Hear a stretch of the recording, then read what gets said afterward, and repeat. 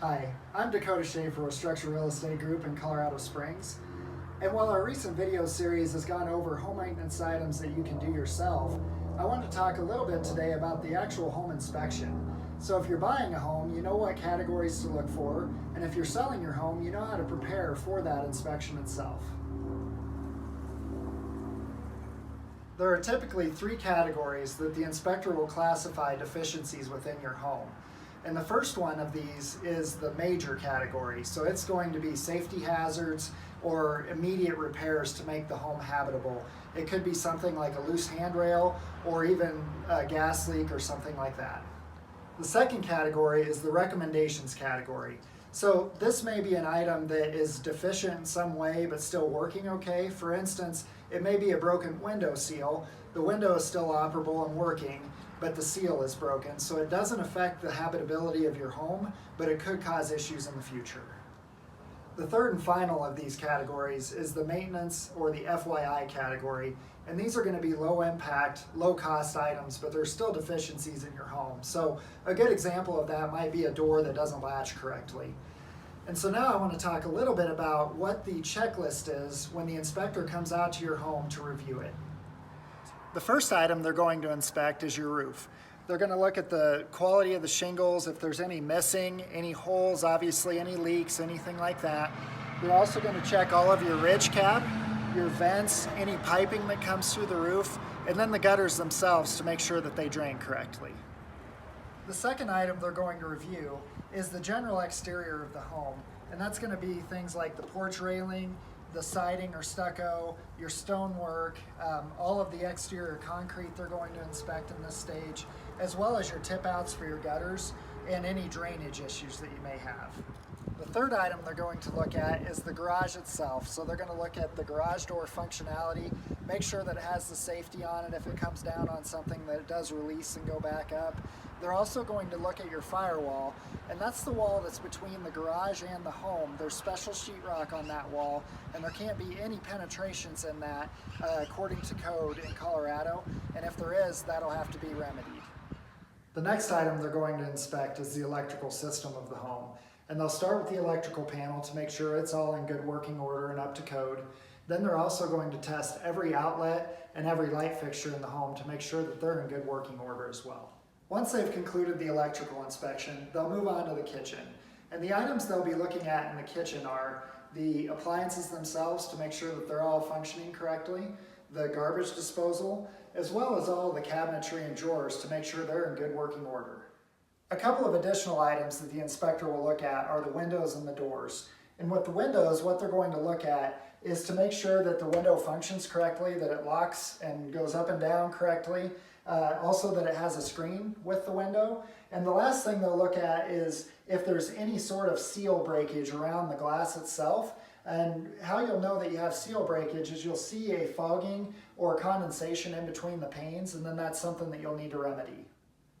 With the doors, the inspector is going to look at the handle and the deadbolt to make sure the home can be secured.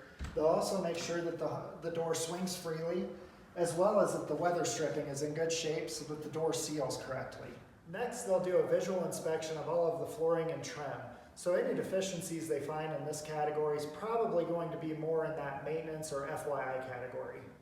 Now comes the fireplace inspection.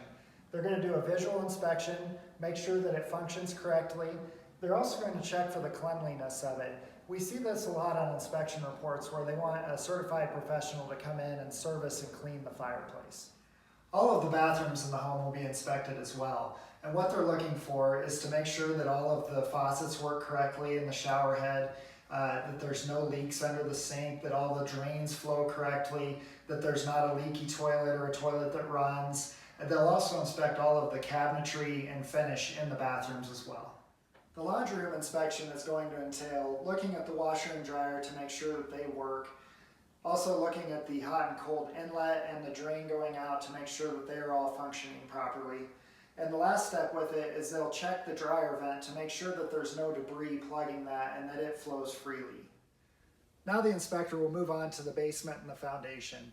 And what they're looking for here is the sump pit to make sure that it's working correctly. They're also going to make sure that all of the insulation is over the basement walls, They'll pull this up and double check to make sure that there's no leaks coming into the basement or foundation cracking. They'll also do an exterior walk of the foundation wall to make sure that there's no cracking in the exterior foundation as well. The last thing that they'll look for in the basement is the basement floor itself to make sure that it is in good shape and there's no major cracking or any displacement there. The first step of inspecting the plumbing and heating system is getting on the regional building website and pulling any permits that pertain to the water heater and the furnace to make sure that they were installed correctly to code and inspected by a professional. But as they're doing the plumbing and heating inspection itself, they're going to look at the water heater, note the age of it, note all of the lines coming in, make sure that the venting's correct. They'll also look at all of the plumbing mains and all of the lines that they can visually see to make sure that there's no leaks or any corrosion or anything like that. With the heating system, again, they're going to double check to make sure that everything was installed according to code. They're going to check for the cleanliness of it, the operation and the function of it as well. So they'll run both the water heater and the furnace to make sure that they're functioning correctly. They'll check out the air conditioning system. If you have a humidifier, they'll run that as well, and do an overall inspection of it. Again, as with the fireplace, a lot of times we do see on inspection objections that they will require them to have a certified professional come in and inspect and clean this and sign off that it is in good working order. The last item on the standard inspection is going to be the attic inspection. And what they're looking for here is that there's adequate insulation in the attic, that all of the venting is in proper spacing and to code, as well as any minor leaks that may be happening with the roof. Now that I've covered all the standard inspection items, I want to talk about additional testing that you can do with your home. And the first of these is the radon test. And at Structure Real Estate Group, we recommend doing the radon test on every home that's purchased. And the reason is radon is a gas that seeps up from the ground and can be harmful to your health. So you want to test for this. And if the levels do come back too high, you can install a radon mitigation system to decrease those radon levels. The second test that we recommend is a sewer scope. And what that does is they will run a camera through your sewer line from the home to the main in the street to make sure that your sewer line is clear of any debris or any breakage. And this is a really important test to do. It costs about $100 to do, but the fix can be upwards of $10,000 to $20,000. The final inspection I wanted to talk about is the termite inspection. And while we don't really have a termite problem here in Colorado, a lot of areas of the country have it, and in fact the termite inspection is standard in a lot of places. And with the termite inspection, the inspector will come out and review your entire property to see if there's any sort of termite infestation, and if there is, what to do to mitigate the termites. The home inspection is always a nerve-wracking part of the buy or sell process. And that's why it's very important to hire a good real estate agent to help you work through all of the dates that are involved with the home inspection, give you advice on what you need to do or not do with your home, or on the buy side to make sure that you have a good inspector and can help you sort through all of those details. Thanks for watching our video. If you have any questions at all, feel free to comment below or hit the contact button on our page. And we'd love to have you subscribe to our YouTube channel.